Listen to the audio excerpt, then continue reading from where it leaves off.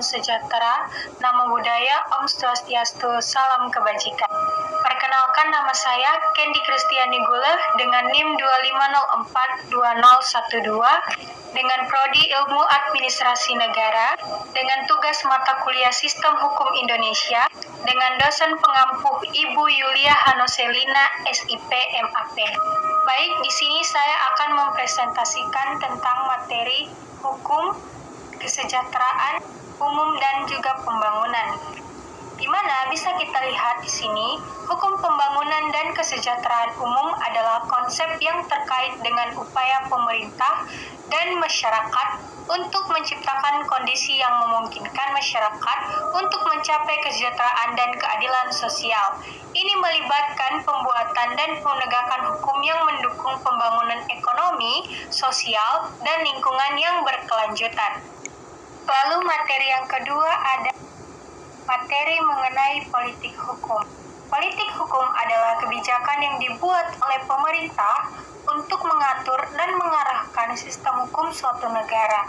Ini melibatkan pembuatan, penegakan, dan penafsiran hukum untuk mencapai tujuan tertentu, seperti keadilan, kesetaraan, dan kesejahteraan masyarakat.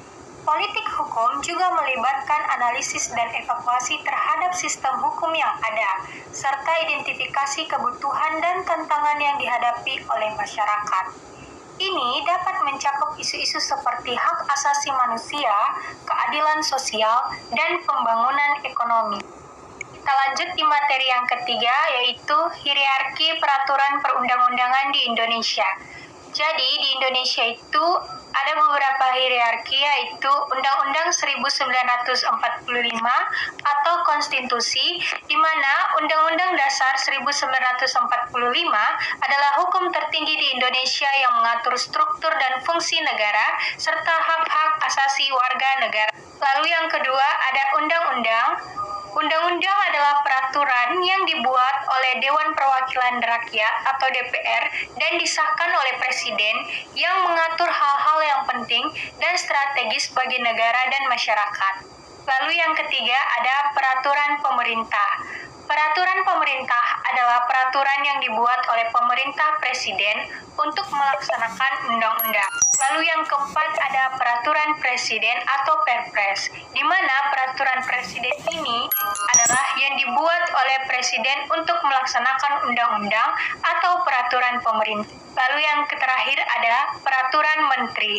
Peraturan menteri adalah peraturan yang dibuat oleh menteri untuk melaksanakan undang-undang peraturan pemerintah atau peraturan presiden.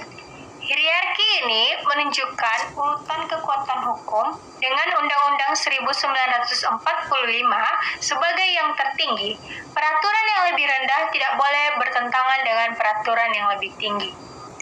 Lalu materi selanjutnya ada pembentukan peraturan perundang-undangan legal drafting, yaitu proses pembuatan peraturan perundang-undangan yang sistematis dan terstruktur yang melibatkan beberapa tahap, yaitu yang pertama ada inisiatif, di mana pengajuan usul peraturan perundang-undangan oleh pemerintah, DPR, atau masyarakat.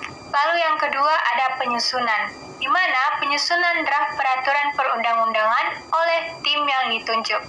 Lalu yang ketiga ada pembahasan, di mana pembahasan draft peraturan perundang-undangan oleh DPR dan pemerintah. Lalu yang keempat ada pengundangan, di mana pengundangan peraturan perundang-undangan oleh Presiden. Lalu yang kelima pengesahan, di mana pengesahan peraturan perundang-undangan ini disahkan oleh DPR dan Presiden. Kita lanjut di materi selanjutnya, yaitu penegakan hukum di Indonesia, di mana penegakan hukum di Indonesia ini masih menghadapi banyak tantangan. Meskipun Indonesia merupakan negara hukum yang menjadikan Undang-Undang 1945 sebagai hukum tertinggi, namun dalam praktiknya penegakan hukum masih lemah. Beberapa permasalahan yang dihadapi antara lain adalah intervensi publik, di mana banyak kasus korupsi yang penanganannya ini dipengaruhi oleh kepentingan politik, sehingga membuat lembaga hukum seperti KPK, Kejaksaan, dan Kepolisian sering kali mendapat tekanan politik. Lalu yang kedua adalah lemahnya independensi lembaga hukum, di mana lembaga hukum masih belum sepenuhnya independen, sehingga membuat penegakan hukum tidak efektif. Lalu yang ketiga ada korupsi di instansi penegak hukum, di mana beberapa lembaga hukum masih terlibat dalam praktik koruptif, sehingga membuat kepercayaan masyarakat terhadap lembaga hukum menurun. Lalu ada minimnya efek jera, di mana banyak kasus korupsi yang berakhir dengan hukuman ringan, sehingga membuat korupsi masih menjadi masalah serius di Indonesia. Materi selanjutnya ada mengenai sengketa hukum litigasi dan non-litigasi. Litigasi adalah penyelesaian sengketa hukum melalui jalur hukum formal, yaitu melalui pengadilan. Proses litigasi melibatkan proses hukum yang panjang dan formal, dengan tahapan-tahapan seperti pengajuan, gugatan, pembuktian, dan putusan.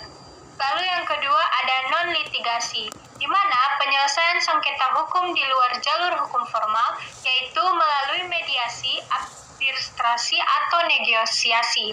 Proses non-litigasi lebih cepat dan fleksibel, serta dapat membantu mempertahankan hubungan antara pihak-pihak yang bersengketa. Non-litigasi dapat yang lebih efektif dan efisien dalam menyelesaikan sengketa hukum, terutama untuk sengketa yang kompleks dan sensitif. Kita lanjut di materi selanjutnya, yaitu hukum acara dan macam-macamnya. Hukum acara adalah peraturan yang mengatur proses penyelesaian sengketa hukum di pengadilan. Ada beberapa jenis hukum acara, yaitu 1. Hukum acara sipil, di mana mengatur proses penyelesaian sengketa hukum sipil seperti sengketa kontrak, sengketa kepemilikan, dan lain-lain. Lalu yang kedua ada hukum acara pidana, di mana ini mengatur proses penyelesaian sengketa hukum pidana seperti proses penyelidikan, penyidikan, dan penuntutan. Lalu yang ketiga ada hukum acara administrasi, di mana mengatur proses penyelesaian sengketa hukum administrasi seperti sengketa keputusan administratif, sengketa izin, dan lain-lain. Lalu yang keempat ada hukum acara agama, di mana mengatur proses penyelesaian sengketa hukum agama seperti sengketa nikah, sengketa waris, dan lain-lain. Nah, di materi ini ada yang namanya sistem peradilan dan kekuasaan kehakiman di Indonesia. Jadi, di Indonesia ada beberapa sistem peradilan dan kekuasaan kehakiman, yaitu yang pertama ada Mahkamah Agung atau MA, di mana lembaga tertinggi ini dalam sistem peradilannya yang berwenang untuk mengadili perkara-perkara yang tidak dapat diselesaikan oleh lembaga pengadilan lainnya. Lalu yang kedua ada Mahkamah Konstitusi atau MK, lembaga yang berwenang untuk mengadili perkara-perkara yang terkait dengan konstitusi dan undang-undang. Lalu yang ketiga ada Pengadilan Tinggi, di mana lembaga peradilan yang berwenang untuk mengadili perkara-perkara yang tidak dapat diselesaikan oleh pengadilan negeri. Lalu yang terakhir ada Pengadilan Negeri, di mana lembaga peradilan yang berwenang untuk mengadili perkara-perkara yang terjadi di tingkat kabupaten ataupun kota. Selanjutnya kita akan belajar mengenai materi pembuktian hukum, di mana pembuktian hukum adalah proses untuk membuktikan kebenaran suatu fakta atau peristiwa dalam suatu perkara hukum. Pembuktian dilakukan dengan menggunakan alat-alat bukti yang sah dan dapat dipercaya untuk membuktikan kebenaran suatu pernyataan atau tuduhan. Dalam hukum, pembuktian memiliki beberapa tujuan, yaitu yang pertama membuktikan kebenaran, di mana pembuktian bertujuan untuk membuktikan kebenaran suatu fakta atau peristiwa. Lalu yang kedua adalah menguji kebenaran, di mana pembuktian bertujuan untuk menguji kebenaran suatu pernyataan atau tuduhan. Lalu yang ketiga ada menentukan kebenaran, di mana pembuktian bertujuan untuk menentukan kebenaran suatu fakta atau peristiwa. Materi yang terakhir yang bisa kita pelajari yaitu alat bukti. Alat bukti hukum adalah sarana yang digunakan untuk membuktikan kebenaran suatu fakta atau peristiwa dalam suatu perkara, yaitu sebagai berikut. Yang pertama, bukti saksi. Kesaksian dari orang yang melihat atau mengetahui suatu fakta atau peristiwa. Lalu yang kedua ada bukti dokumen, di mana dokumen atau catatan yang dapat membuktikan kebenaran suatu fakta atau peristiwa seperti surat, kontrak, nota, rekening koran.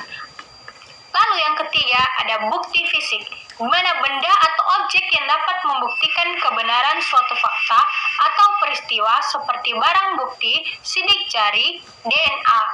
Lalu ada bukti elektronik, data atau informasi yang disimpan dalam bentuk elektronik seperti email, chat, rekaman audio, atau video.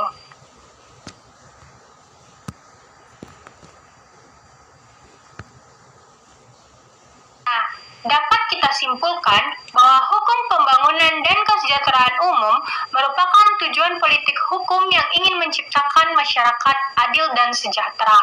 Hierarki peraturan perundang-undangan yang jelas dan penegakan hukum yang efektif sangatlah penting. Namun, masih banyak tantangan di Indonesia seperti lemahnya integritas penegak hukum dan kurangnya kesadaran hukum masyarakat. Sistem peradilan dan kekuasaan kehakiman yang independen sangat penting untuk menegakkan hukum dan melindungi hak asasi manusia. Sekian presentasi yang bisa saya sajikan. Jika ada kata atau salah, saya minta maaf. Demikian, terima kasih untuk perhatiannya. Assalamualaikum, salam sejahtera, Om Swastiastu, Nama Budaya, Salam Kebajikan.